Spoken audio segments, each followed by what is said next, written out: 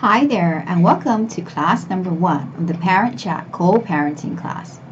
The topic in this class is dealing with conflict privately.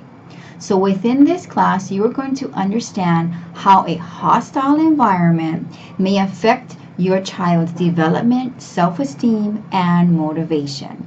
All the choices that you are making right now during this separation period that you're having with your partner has a direct impact on how your child grows, develops, and uh,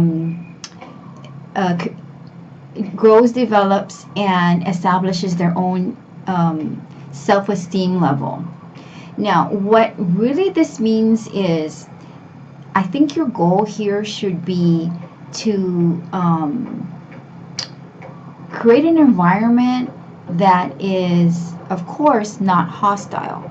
But how can you do that when you're really angry with your partner? Now, everybody gets separated and divorced or break up for many different reasons. And usually, one side is a little bit more affected or upset than the other side, at all depending on the circumstance of the situation. However, what you do still both have in common are is your child or your children. So you still have a responsibility to parent them, and you have to create a partnership with your ex, or if you're still going through divorce proceedings, your soon-to-be ex-spouse, in a loving manner that tries to eliminate as much confusion, hurt feelings, you know, things like that for your child's takeaway. So your goal here is your goal should be, and I really encourage you to kind of shift your mindset to kind of think like, what is in the best interest of my child or my children in this situation? Even though you have a lot of pain, anger, resentment that you may be feeling and dealing with toward your ex or soon to be ex, you need to really step in as an adult and really learn how to separate that from the environment in which you are exposing your children to, because that is going to have a direct impact on how they develop, physically, mentally, socially, as well as how they view themselves and their level of self-esteem. Now, to give you some quick examples, what I am really talking about, and I'm going to really just be as honest and straightforward as possible in this class. What you really don't want to do is,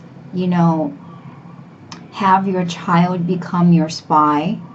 And so you probably have some type of visitation already set up. So your child or your children are going with your soon-to-be ex for the weekend or for the week, however, whatever situation you have set up, and then you find out that they have a new person in their life, and of course, that stings, right? That hurts your feelings, and you're just like, how could he or she move on so quickly?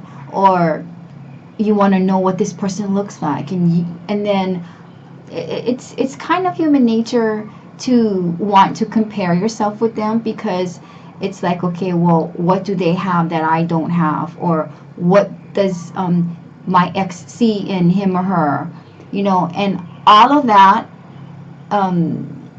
information and all of your hidden agenda there is purely selfish, because you just want to know so that the information you can get from your child, serves you. And it's either going to serve you in one of two ways, right? Either it's going to build your self-esteem up because you think, oh wow, so I found out that this person is not as attractive as I am, or they don't have a good job like I do, or whatever the situation is, whatever the feedback that you think you're going to get back from your child or children. So that's one way, right? You're going to feel better about it. And the other one is it's going to make you feel awful. And the situation is still going to remain the same. You're still going through a separation or a divorce or some kind of breakup, and your soon to be ex or ex has moved on with someone else.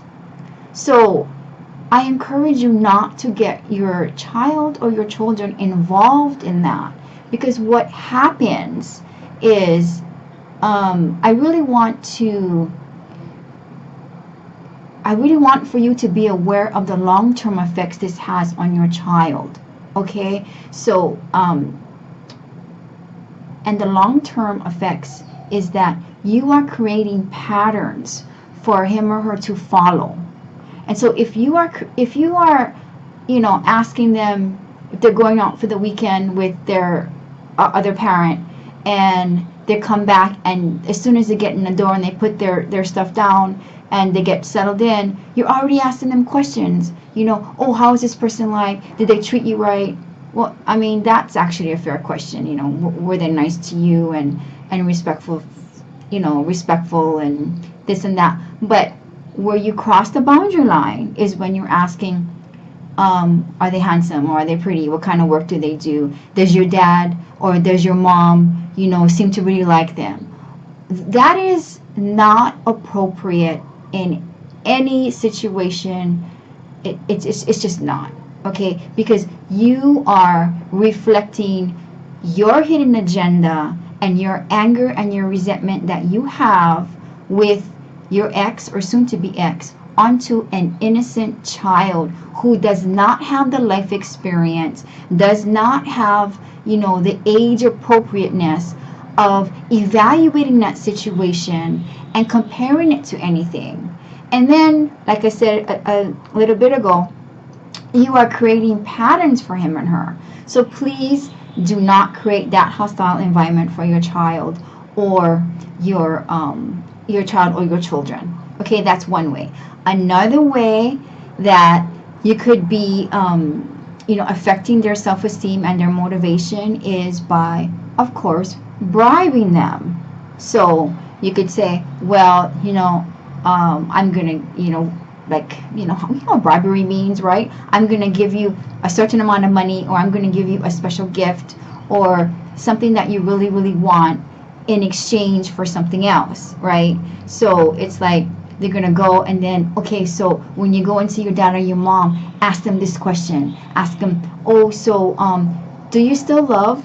And then the other parent, right? So if it's then you're bribing them to get them to do something for you, and you're putting the child in a very inappropriate, awkward position, because you're automatically putting them in a position where they feel like they have to take sides, and they feel like they have to find out how their other parent feels about you, and that is not appropriate or acceptable. Please do not do this, okay?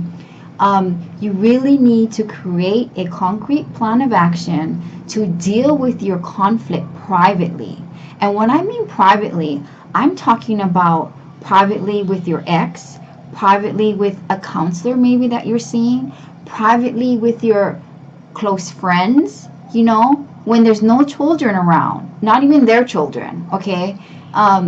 That way you are creating an environment that is safe for you to vent, for you to express yourself, for you to really share how you feel in the situation and in the current, the current standing, the current standing and status of whatever your relationship is currently at that time.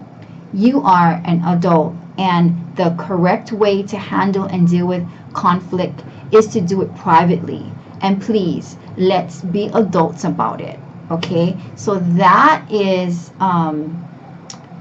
the first class here. Now you can, if you decided to print out the PDF of the workbook, you can go ahead and fill in the questions and the fill-ins, and then of course there are a couple of questions in a mini quiz as well. So you can go through that. All the answers are in the video that I just recorded.